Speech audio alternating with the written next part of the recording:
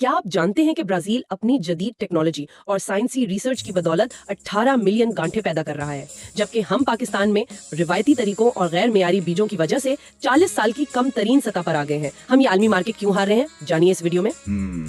ये एक बहुत अहम सवाल है जिसका जवाब हमें आज तलाश करना है। बिल्कुल। और ये जो आज की हमारी तफसीली गुफ्तगू है, ये दरअसल JQ ग्लोबल एग्रीकल्चर की जानिब से पेश किया जाने वाला एक खास वॉइस ओवर सेमिनार है। मतलब ये उनकी ग्लोबल एग्रोनॉमी सीरीज का एक हिस्सा है। सही, और इस सीरीज का मकसद देखें सिर्फ मसाइल गुनवाना नहीं है बल्कि उनकी तह तक जाना है। जी, हम उन साइंसी वजूहात को समझने की कोशिश करेंगे जो आलमी ज़राअत का नक्शा ही बदल रही हैं। कॉटन, मतलब जिसे हम कभी अपना सफेद सोना कहते थे, आज हमारी इकोनॉमी के लिए एक बहुत बड़ा सवालिया निशान बन गई है। और इसकी कुछ बहुत ठोस यानी साइंसी वजूहात हैं।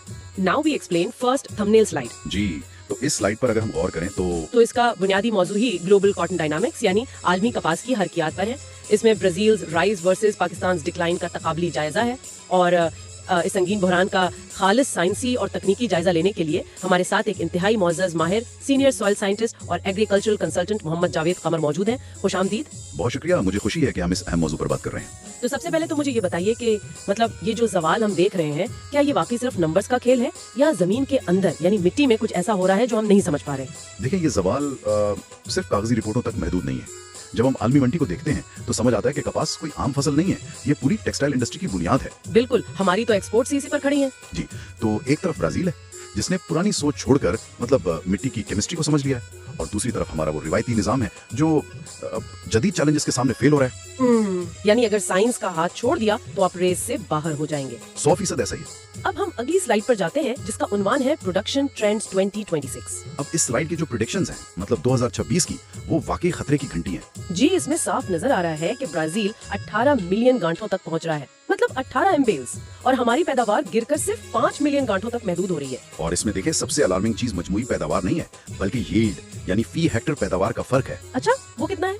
ब्राजील इस वक्त 1900 किलोग्राम फी हेक्टर की शानदार यील्ड ले रहा है, जबकि हम बमुश्किल 500 किलोग्राम पर खड़े हैं। अरे वाह, 1900 और 500, ये तो जमीन आसमान का फर्क है। बिल्कुल। इस फर्क को मैं अगर एक रेस से तशबीह दूं ना, तो ये ऐसे है जैसे एक रनर के पास बिल्कुल जदीद तरीन स्पोर्ट्स शूज है और दूसरा कीचड़ में नंगे पांव दौड़ रहा है और गोल्ड मेडल जीतने की उम्मीद कर रहा है। क्या बात है, आपने बिल्कुल सही मिसाल दी। तो मेरे जहन में ये सवाल आता है कि क्या ब्राजील का मौसम कोई जादुई है?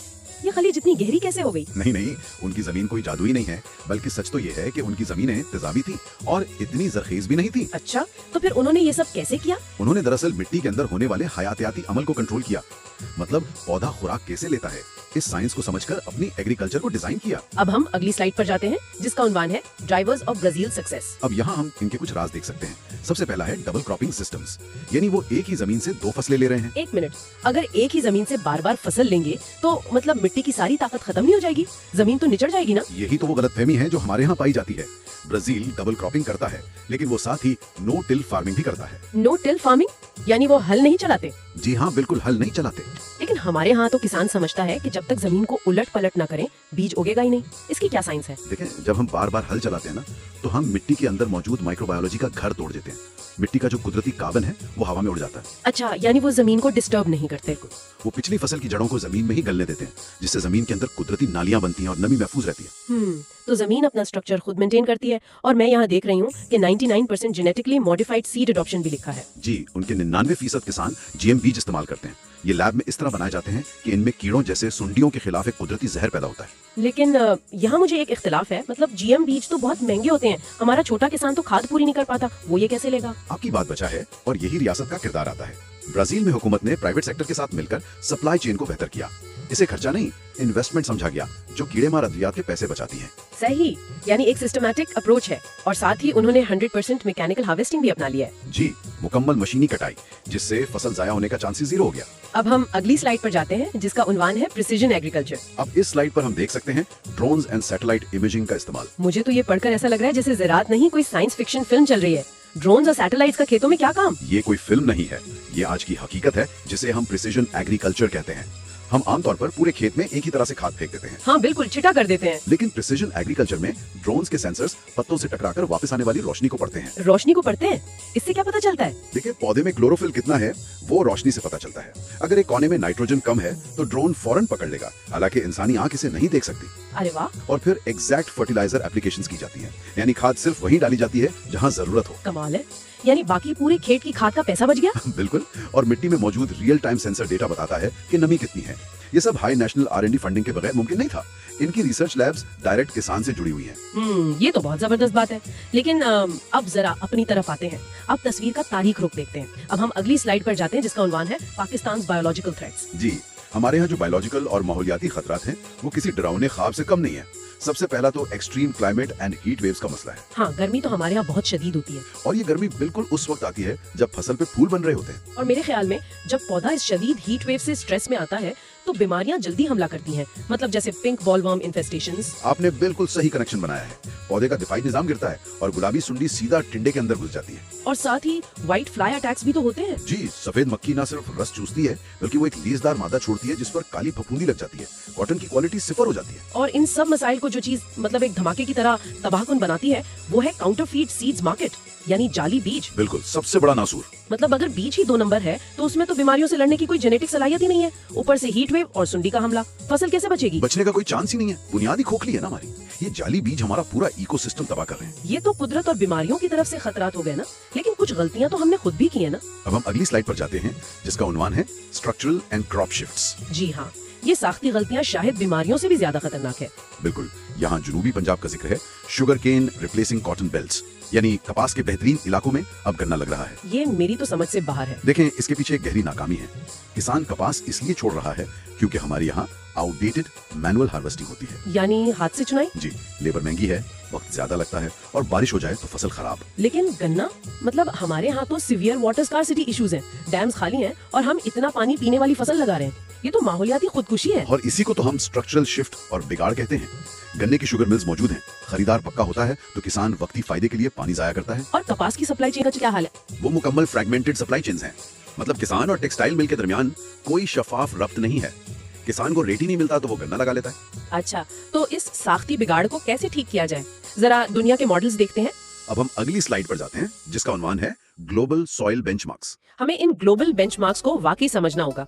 यहाँ सबसे पहले ऑस्ट्रेलिया का जिक्र है। उनका फोकस माइक्रोपोरोसिटी पर है। जरा इस माइक्रोपोरोसिटी की थोड़ी सी तशरीह करें।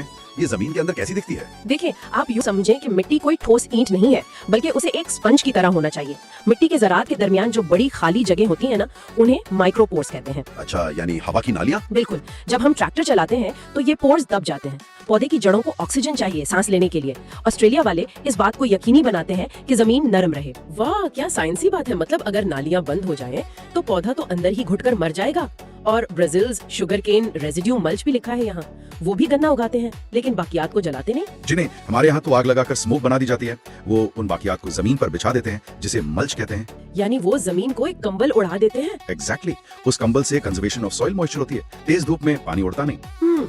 और फिर वो मैकेनिकल रेजिड्यू इंटीग्रेशन के जरिए उसे जमीन में मिला देते हैं मशीनों से। वो बेहतरीन ऑर्गेनिक खाद बन जाती है। जबरदस्त, ये तो हो गया जमीन की साख्त का इलाज। लेकिन उसकी केमिस्ट्री? अब हम अगली स्लाइड पर जाते हैं जिसका उन्वान है साइंटिफिक सॉइल डायग्नोस्टिक्स। ये स्लाइड देखें, सबसे अहम है। जब तक दुरुस्त तशखीस नहीं होगी हल काम नहीं करेगा। सबसे पहले है अप्लाई SFRI, सैचुरेशन मेथड। अच्छा, अगर मैं इसे आम जबान में समझूं तो ये ऐसे है जैसे बीमार इंसान का इलाज शुरू करने से पहले उसका फुल ब्लड टेस्ट किया जाए। इन्फेक्शन की जड़ का पता ना हो तो डॉक्टर की दवाई काम नहीं करेगी। इसी तरह किसान बगैर टेस्ट के खाद डालेगा तो वो जाया जाएगी। आपने परफेक्ट तशबीह दी है। और हमारी मिट्टी की एक बड़ी बीमारी है जो यहाँ मैनेज कैलकेरियस सॉइल्स के नाम से लिखी है। हमारी जमीनें चूने वाली हैं। तो चूना जमीन को कैसे नुकसान पहुँचाता है? देखें, चूना यानी कैल्शियम कार्बोनेट एक मैग्नेट है। जब किसान महंगी DAP खाद डालता है तो चूना उस फास्फोरस को जकड़कर एक नाकाबिले हल पत्थर बना देता है। ओह, यानी पौधे को कुछ मिला ही नहीं। बिल्कुल, पौधा भूखा ही रहता है और हजारों की खाद मिट्टी में लॉक हो जाती है। उसके अलावा यहाँ डिस्टिंग्विश सैलिनिटी वर्सेस सोडिसिटी का भी जिक्र है। किसान तो बस खेत में सफेद रंग देखता है और उसे कलर या नमक समझ लेता है। इनमें साइंटिफिक फर्क क्या है? यही फर्क तो इलाज तय करता है। सैलिनिटी का मतलब है हल पजीर निमकियात। इसका इलाज है कि अच्छा पानी लगाकर नमक नीचे बहा दिया जाए। लेकिन सोडियसिटी एक कीमियाई जहर है। अच्छा, वो कैसे? इसमें सोडियम जर्रात के साथ चिपककर जमीन को सीमेंट की तरह सख्त कर देता है। पानी जज्ब ही नहीं होता। तो फिर इसका इलाज क्या है? क्योंकि आगे लिखा है ट्रीट सोडियोसिटी टू बूस्ट इम्यूनिटी। इसका इलाज कीमियाई है, मसलन जिप्सम डालना। जिप्सम का कैल्शियम इस जहरीले सोडियम को धक्के मारकर अलग कर देता है और मसाम खुल जाते हैं। मट्टी सेहतमंद होती है तो पौधे की इम्यूनिटी खुद मजबूत हो जाती है। ये तो वाकई एक मुकम्मल साइंस है। लेकिन आखिर में मार्केट में इसका फल कैसे मिलता है? अब हम अगली स्लाइड पर जाते हैं जिसका उन्वान है मार्केट एंड सप्लाई चेन। देखें, जब बेहतरीन फसल आ गई तो अगला मरहला मार्केट का है। ब्राजील इसलिए छाया हुआ है क्योंकि वहाँ स्टैंडर्डाइज्ड ग्रेडिंग होती है। खरीदार को 100% वही मेयार मिलता है जिसके वो पैसे देता है। और ब्राजील बेटर कॉटन के उसूलों की भी तो पाबंदी कर रहा है ना, मतलब better cotton compliance. International brands तो बहुत कॉन्शियस हो गए एनवायरनमेंट को लेकर। बिल्कुल, और उसके मुकाबले में हमारा सबसे बड़ा मसला है पाकिस्तान जिनिंग क्वालिटी लॉस। हाँ, किसान अच्छी रुई बना भी ले तो हमारी जिनिंग फैक्ट्रीज में उसमें प्लास्टिक, कचरा और धूल इतनी मिल जाती है कि आलमी मंडी उसमें मुस्तरद कर देती है। जी, हम अपने ही पांव पर कुल्हाड़ी मार रहे हैं। और इसके साथ एक और बहुत अहम चीज, नीड फॉर क्रॉप इंश्योरेंस, फसल के इंश्योरेंस। अब गरीब किसान टेक्नोलॉजी पर पैसा क्यों लगाए जब उसे पता ही नहीं कि कल तूफान आया तो क्या बनेगा। आपने बिल्कुल दुखती रग पर हाथ रखा है। रियासत को इंश्योरेंस की छतरी देनी होगी। मुआशी तहफ्फुज के बगैर साइंसी ज़राअत मुमकिन ही नहीं है। बिल्कुल सही कहा आपने। अगर हम आज की इस तफसीली बहस का निचोड़ निकालें तो बात शीशे की तरह साफ है। मिट्टी की केमिस्ट्री को समझना, ड्रोन्स, प्रिसीजन एग्रीकल्चर, अब ये कोई लग्जरी नहीं रही, ये हमारी बका की शर्त बन गई है। हम फरसूदा तरीकों से इस मुसाफकती मार्केट में जिंदा नहीं रह सकते। मैं 100% मुत्तफिक हूँ, और जाने से पहले मैं एक ऐसा ख्याल छोड़ना चाहता हूँ जिस पर हम सबको सोचना चाहिए। अगर हमने फौरन इन बीमारियों का इलाज ना किया और गन्ने की काश्त को ना रोका तो वो दिन दूर नहीं जब हमें अपनी लोकल टेक्सटाइल मिल्स चलाने के लिए 100% कपास बाहर से मंगवानी पड़ेगी, जो कि एक ज़रूरी मुल्क के लिए बहुत बड़ा अलमिया होगा। बिल्कुल। Secure your export contracts today. Subscribe to JQ Global Agriculture. WhatsApp +923499841886. Website www.jqglobal.official.com. Coming soon.